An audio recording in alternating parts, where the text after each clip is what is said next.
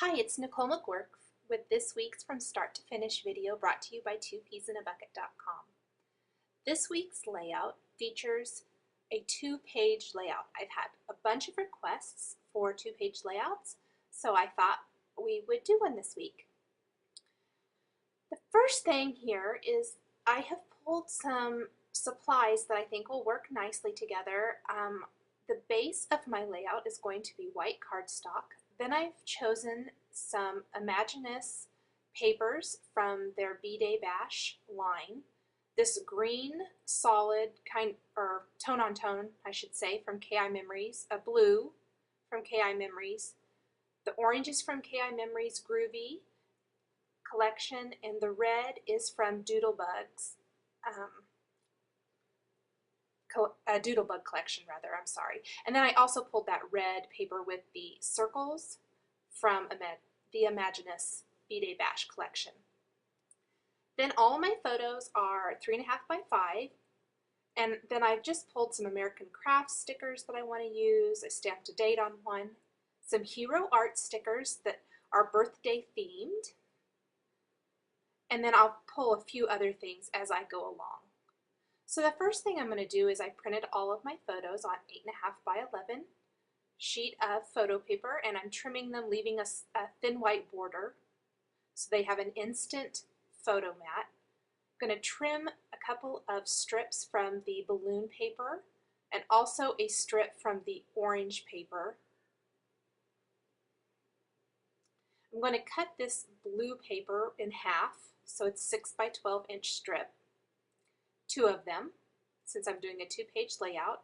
And then I'm going to cut a couple of strips from this Happy Birthday paper. I ended up not using it quite like this, but as we go along, I'll kind of show you how I changed some things and changed my mind and made different decisions. So I'm going to just start by laying out some of my strips of paper here. I kind of already had a little bit of an idea how I wanted the page to go together. So it'll change a little bit as we go along, but this is the basic idea. Tuck my photos in behind this, or underneath that little strip there. I'm going to cut that just a little bit thinner, this orange strip, and I'm going to cut it to 11 inches tall. So the entire, the white border, cardstock border is going to be about a 1/2 inch on all the sides. I also die cut a couple of words using my silhouette for the title of my page.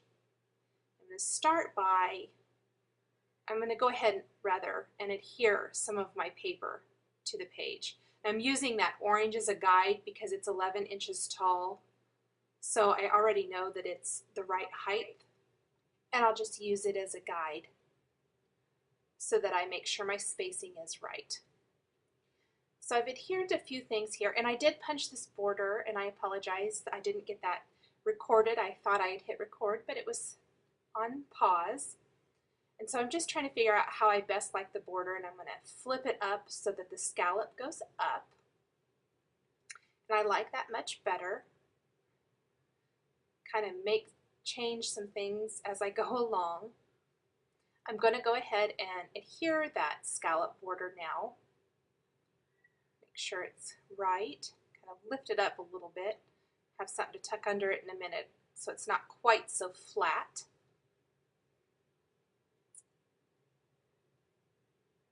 And then I'm going to speed through this. I actually ended up not using any of this step right here. I had punched another border and placed it behind that Happy Birthday strip along the bottom, and it just wasn't quite working the way I wanted it to, so I ended up removing that whole strip along the bottom of the page. But I did go ahead and tuck all my photos back here and adhere them, and I trimmed off all of that extra paper so it's nice and even now.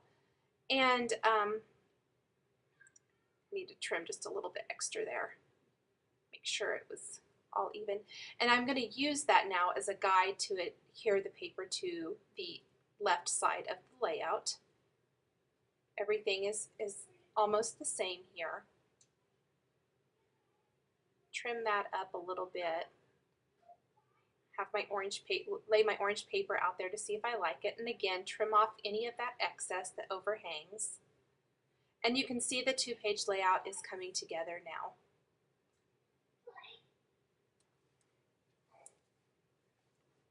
Just trimming up that edge a little bit where I missed a few spots. Kind of lay that back out. And then I am going to go ahead and tuck the rest of my photos underneath and make sure I get those all laid out the way I want. I don't want the seam of the page to go through my son's face or anything like that. So I'm kind of making sure I get that slanted correctly. And even though the photos are not lined up exactly, they still give that cohesive look of a photo border, just kind of more fun, tipped and kind of horizontal like that, and tucked one behind another. So I cut a couple of thin borders from that happy birthday paper now, and I kind of like that happy birthday up there a little bit better, but I think it's too much with these strips along the bottom. So here is that step where I removed that. I thought I might tuck some green paper into there, and that really wasn't working. I didn't think it was very cohesive with the rest of my page, and I ended up cutting a couple of thin 1-inch strips from the remaining balloon paper and adhering them to the bottom of the page. So as you go, you can make adjustments and changes. I kind of kept some of those strips I already had. They'll be perfect for maybe card projects or whatever. And some of it was cut from scraps of paper, so it happens where I don't always make the right choice the first time. I did cut a couple of very thin pieces of paper from that red Doodlebug dot grid paper that I'm going to adhere along the bottom instead of adding another punched border. Because that balloon border is pretty thin down there, I didn't want to add a whole lot more going on, especially here when I add my title in a little bit. So I just added a couple of very thin strips of red paper. It really helps tie it in, tie the whole thing together with the top part of the page. Make sure I have that all lined up nice and neat.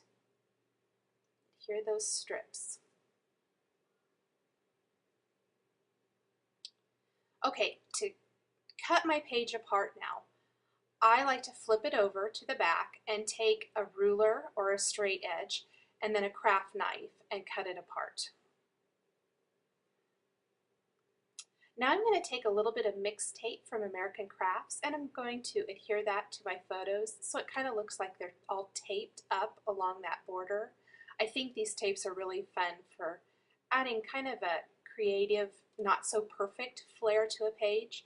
This page is very linear and graphic, and that by tearing these little pieces of tape, it kind of adds a fun feel to the design. I needed to cut that tape apart, so I used my craft knife again. Round in some corners with my corner chomper, just the top corners of the layout and of that orange paper strip. And then I'm adding some die cuts and I'm just layering them there. You can see I laid out a couple of my stamps to see if I like the placement. And that circle sticker from October Afternoon, plus I punched one of the designs from one of the Imaginist papers, the birthday cake, since this is a page about his first cake. So I thought that would be an appropriate little icon there. And then I'm going to show you how I guess not quite yet. First I'm going to show you, I like to do this technique a lot. I'm going to just temporarily adhere my punched circle to that border, and I'm going to punch through both that orange paper and the balloon paper, which leaves me with a white background. And I used a circle punch a little bit bigger than that sticker, and that just gives you a nice frame for the design, and just it adds a nice dimensional look. You could even pop up that sticker on Pop Dots if you wanted to. This is how I apply my spray adhesive to die cuts or intricate stickers that aren't sticking very well or anything like that. I place them in a box, flip them over, and use spray adhesive. Then I'm just picking them up with like a craft pick so I don't get my fingers all sticky, and applying them to my layout. And again, I layered these. I cut them from pattern paper and from white cardstock. The white cardstock just helps kind of pop them up a little bit since they are so flat. And then this is the orange piece I punched from the border, and I'm going to go ahead and use it as a design element on the page. Plus I cut a half circle from that green KI Memories paper. I'm going to tuck those there and see if I like that. And I'm going to go ahead and stamp this cake and ice cream stamp from Hero Arts. It's one of their new designs, and it's a cling stamp. And I'm going to stamp that with some Versamark ink and stamp that on the orange circle. This technique also is one that you can use with my scrapbook stamping class this month, which features heat embossing. I'm going to heat emboss that with some red embossing powder. It makes that nice and shiny and raised. And this just makes a fun and easy accent for a layout. And you can see where these stamps would be perfect for birthday cards, but they also work for birthday layouts and things like that. Layer my circles and tuck them underneath the border. I'll machine stitch those here in a little bit as well. I punched a couple of other small icons from the paper that I will or add to the page here in a second. Trying to figure out where I want to place that other birthday stamp, and I ultimately decide that I'm not going to use it as it is. I'm going to carefully ink only the birthday portion of the stamp to begin with, stamp that with some Versamark, and I'm going to use some green embossing powder. I believe this is the Leaf Zing embossing powder, and I'm going to heat set that. Be careful of the photos, you don't want them to burn the photos. And then I'm going to clean my stamp real good, and I'm going to carefully ink only the "It's Your," and I'll stamp that right above birthday using Versamark ink again. So if you're really careful, you're able to do it this way. You could also mask it off, but I just tried to be real careful with how I did it. And then I'm going to heat emboss that with some dark brown chestnut embossing powder. And I like that a lot better. It works better for my page. Finally, I'm going to add a few stickers, some journaling printed on the die cut, and the page is complete. For more information on this week's page, please visit twopeasinabucket.com on February 9th, 2011. Thanks for watching.